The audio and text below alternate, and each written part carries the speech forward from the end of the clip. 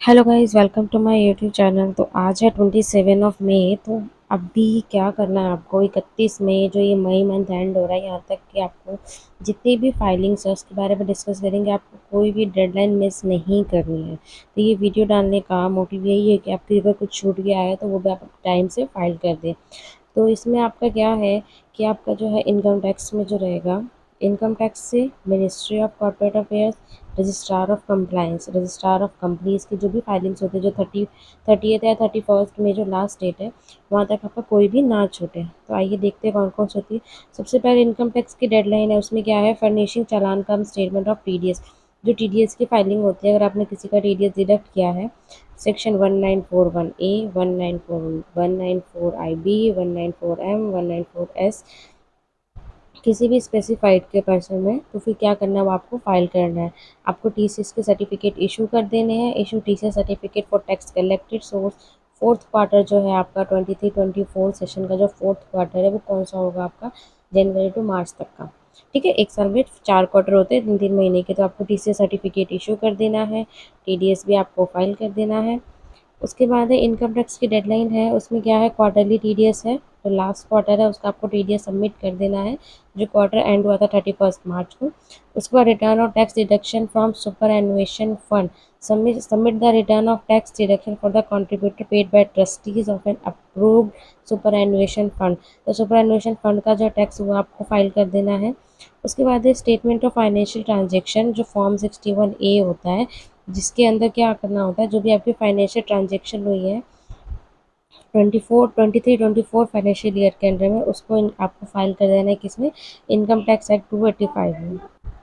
उसके बाद ई filing of annual statement, जो फॉर्म 61B होता है, जिसमें आप अपने सारी फाइनेंशियल स्टेटमेंट को, इंस्टीट्यूशन की सारी फाइनेंशियल स्टेटमेंट को जो आपको फाइल करना होता है ई फाइल के ज़रिए। कैलेंडर ईयर कौन सा, 2023 का जो फाइनेंशियल ईयर ख़त्म हो चुका है।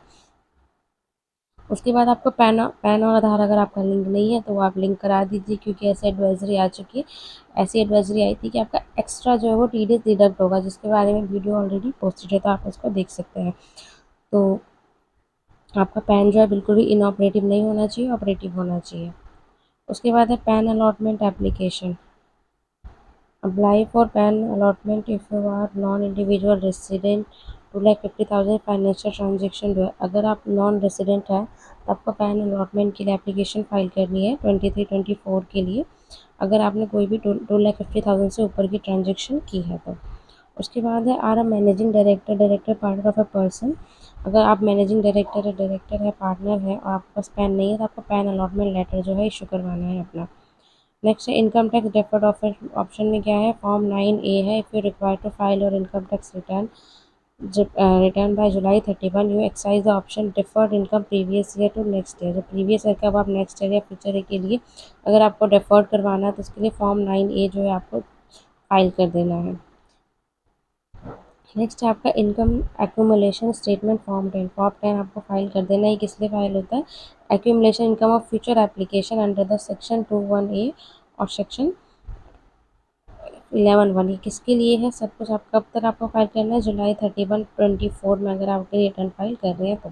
डोनेशन स्टेटमेंट है तो फॉर्म 10BD जो फाइल करना है वो आप फाइल कर दीजिए, जिस रिपोर्टिंग करनी है आपको कि स्टेटमेंट ऑफ डोनेशन इस फाइनेंशियल ईयर में इससे आपको डोनेशन मिली है। प्लस आपको डोनेशन सर्टिफिकेट भी इशू कर देना है, कौन से सेशन के लिए, 23-24 के लिए, एज पर ATG 59 और सेक्शन 35 है।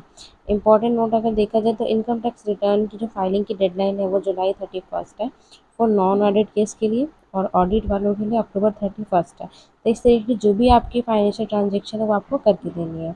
अगर हम MCA पोर्टल की बात करें तो 30 मई तक आपको क्या क्या करना है, LLP के एनुअल फॉर्म, जो फॉर्म 11 होता है, वो आपको फाइल कर देने हैं। फॉरेन कंपनी के एनुअल रिटर्न FC 4 है, वो आपको डाल देनी है। कौन से सेशन के लिए, 23-24 के लिए ही आपको डालना है।